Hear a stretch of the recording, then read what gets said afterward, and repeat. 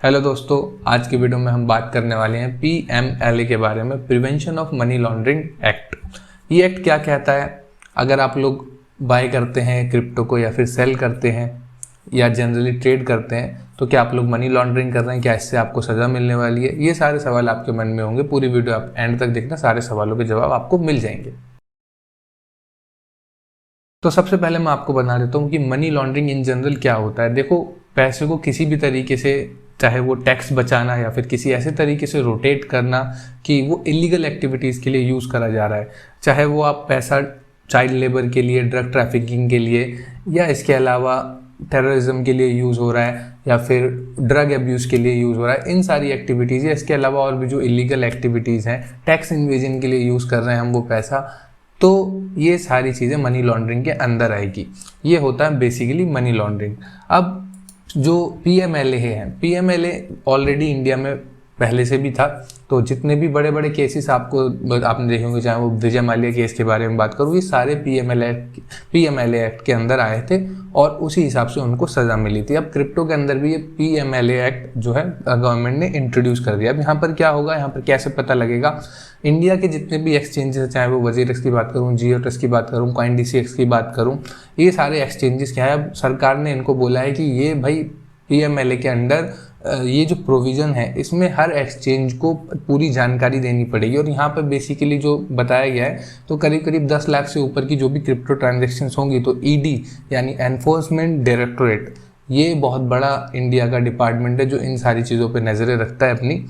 तो वो उसके लिए जवाबदेह होंगे ये सारे एक्सचेंज की उनकी रिपोर्ट दे। लेट्स से कि मैंने $10,000 या $5,000 या फिर 10 लाख से ज़्यादा की मैंने ट्रांजैक्शन करी, तो ED या फिर जो फिर यहाँ पर डिपार्टमेंट है वो इस एक्सचेंज से डिटेल मांग सकता है कि भाई ये सोहेल कौन है और इसने किस चीज़ से क्यों ये इतनी ट्रेडिंग कर रहा है, कहाँ से इसके पास पैसा आ रहा है, वो सारी हमें डिटेल दो। उनको कुछ सस्पिशियस लगेगा तो आपके पीछे पड़ जाएंगे और आपसे हो सकता है नोटिस भेजा जाए आपके पास, या फिर नोटिस ना भेजा जाए तो फिर आपके पास बैंक से कुछ ना कुछ फ़ोन कॉल आ जाए कि हमें डिटेल दीजिए कि ये ट्रांजैक्शंस आप लोग कहाँ कर रहे हैं। तो आपके ऊपर जवाबदेही पूरी पक्की होगी। इसके अलावा अगर उनको कुछ सस्पिशियस लगता है तो आपसे पूछताछ भी करी जा सकती है कि ये जो पैसा आपने ट्रांसफ़र करा, ये जो क्रिप्टो आपने ट्रेड करी है या फिर ये जो आपने अपने एसेट्स को बाय करा है, सेल करा है, वो कहाँ करा है, क्यों करा है, इसका क्या यूज़ केस है और वो पैसा कहाँ है, इसके बाद आगे कहाँ गया। तो ये सारे सवाल आप लोगों को पूछे जा सकते हैं। ये नोटिस के थ्रू ये काम हो सकता है, बट ये ऐसा नहीं होगा कि हर किसी को ये मिल रहा है कि आपने अगर $100 की ट्रेड की तो आपके पास भी ED का जो है नोटिस आ जाएगा। नहीं, ऐसा नहीं होगा।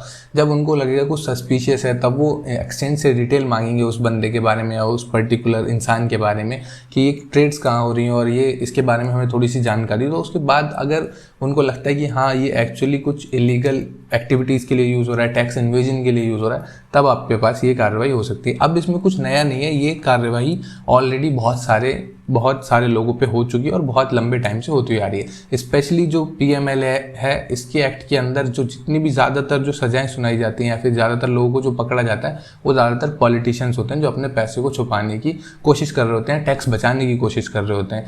PMLA के अंदर बहुत सारे जो बड़े बड़े पॉलिटिशियंस हैं उन सबको काफ़ी दिनों तक सज़ा भी मिल चुकी है, काफ़ी उनके ऊपर फाइन भी लगा हुआ है। तो इसी तरीके से ये होगा, मगर काम कोई रुकता नहीं है, कभी भी जिसको जो करना है वो करेगा, कुछ ना कुछ लूपहोल ज़रूर ढूंढ लेगा। तो इससे घबराने की बात इसलिए ऐसी नहीं है कि अगर आप कोई इलीगल एक्टिविटी कर रहे हैं तो आपको घबराने की बात बिल्कुल ही है। कभी ना कभी तो आप लोग पकड़े ही जाएंगे और हो सकता है कि आपके पास ये ED वगैरह इसकी भी आप लोगों के पीछे लग जाए।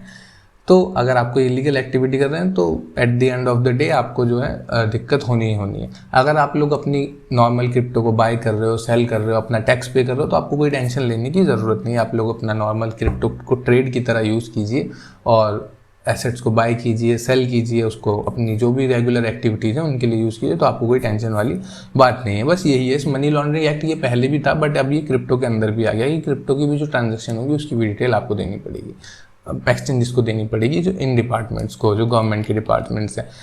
अगर आपको अभी भी कुछ नहीं समझ में आया हो या फिर कुछ और सवाल आपके रह गए हो तो नीचे कमेंट करके मुझसे पूछ सकते हैं। मैं थोड़ा सा और डिटेल में इस वीडियो को बना दूंगा, कुछ और एग्जांपल लेके आप लोगों को समझा दूंगा। मैं मिलूंगा आपसे अगली वीडियो। मेरा कंटेंट पसंद आता है तो लाइक, कमेंट, शेयर आप कर सकते हैं जो भी फ्री में। और मेरी लास्ट वीडियो अगर नहीं देखी तो यहाँ आ रही होगी, आप लोग देख लीजिए।